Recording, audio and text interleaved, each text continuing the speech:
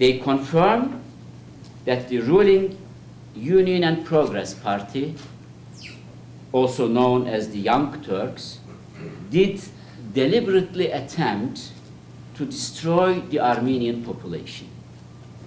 As Interior Minister Talat Pasha told to a German consul, Mortman, quote, "What we are talking about is the elimination of Armenians," end quote. It is important to note that the decision for genocide did not originate in the Ottoman government. It was not the government that decided for the destruction of Armenian population. Because the bureaucracy contained pockets of resistance against the ruling Union and Progress Party. You will have some information in my book about this pocket of resistance of Ottoman bureaucracy against the Union and Progress Party. Instead, the sources that we have indicate that the Union and Progress Central Committee, party's Central Committee, most likely at the end of March 1915, decided to remove Armenians from their homes to be killed. This genocidal plan was intended to guarantee the territorial integrity of the empire and to eliminate the related and long-standing Armenian question once and for all. There is a very important document written by Interior Minister Talat Pasha, dated May 26, 1915. This is a report of Interior Ministry sent to the Prime Ministerial Office. You can find references, almost all entire Turkish books, to that letter written by Talat Pasha. But you can hardly find, or you can never find, a complete transcription of this document.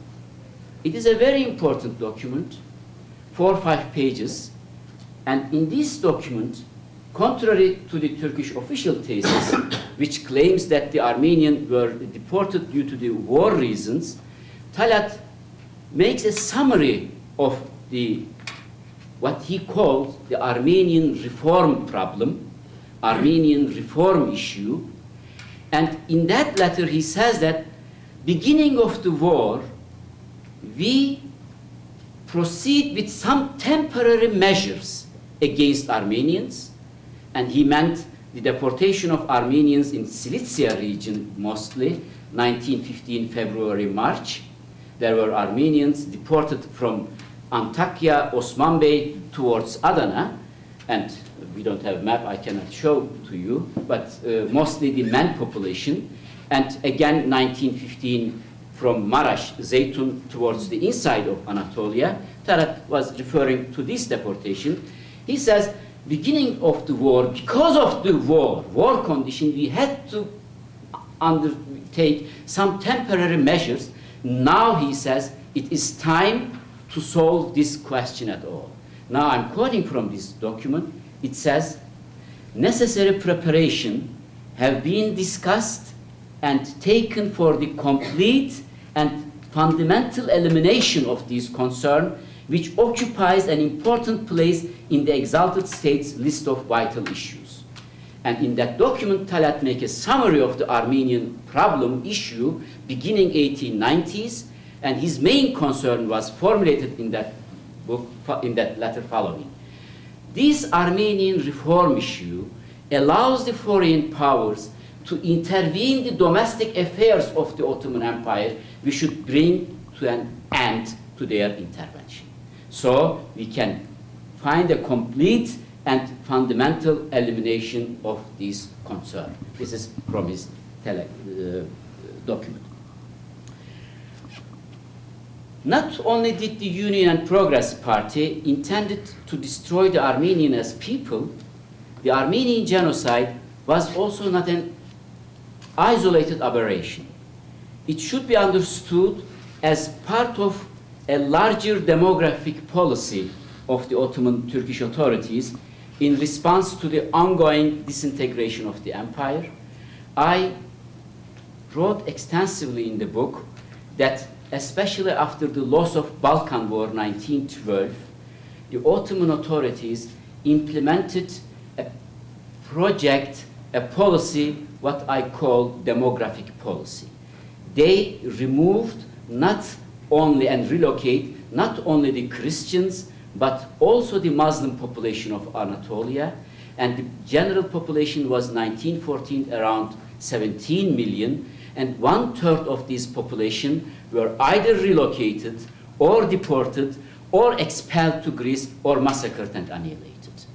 And this was a general plan and policy. Muslims were also relocated and deported with the purpose of assimilation. In documents, it is written in Ottoman documents clearly that the aim of relocating the Muslim population is their assimilation. There were special decrees and regulation for each Muslim group, for Albanians, for Kurds, for Bosnians, how they should be resettled in the new areas when they removed.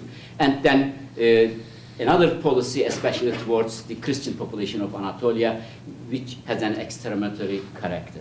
So you can find this history step by step in my book, how this demographic policy implemented during this period. It was a general plan of homogenization of Anatolia and cleansing of the mostly Christian elements of the Anatolian population. So these are the topics in my book. And now the last part, what I call the security concept or security problem of Turkey. I am often asked why modern Turkey continues to deny the Armenian genocide. Why do we Turks feel as though lightning strikes our bones whenever the topic is mentioned? There are several reasons for this, of course. There is not only one reason. I would like to elaborate on one of them here and to show that one important problem, if we can grip this problem, I think we have the possibilities in the direction of reconciliation and solving that problem. In Turkey, both genocide and its denial are framed in terms of national security.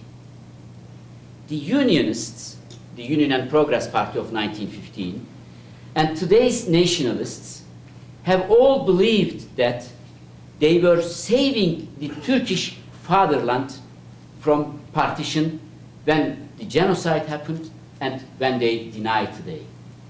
So any move towards facing the past, any attempt to open a discussion of historic wrongs has been denounced as a covert move in a master plan to partition the country.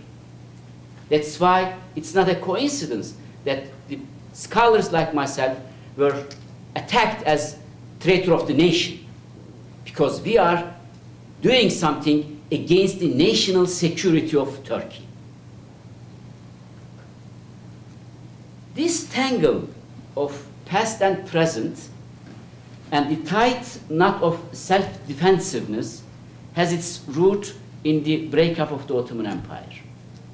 From late Ottoman times to the present, there has been a continuous tension between states' concern for security and the society's need to come to terms with abuses of human rights. This is still the main problem in Turkey. This tension has also given rise to divergent and mutually exclusive historical accounts.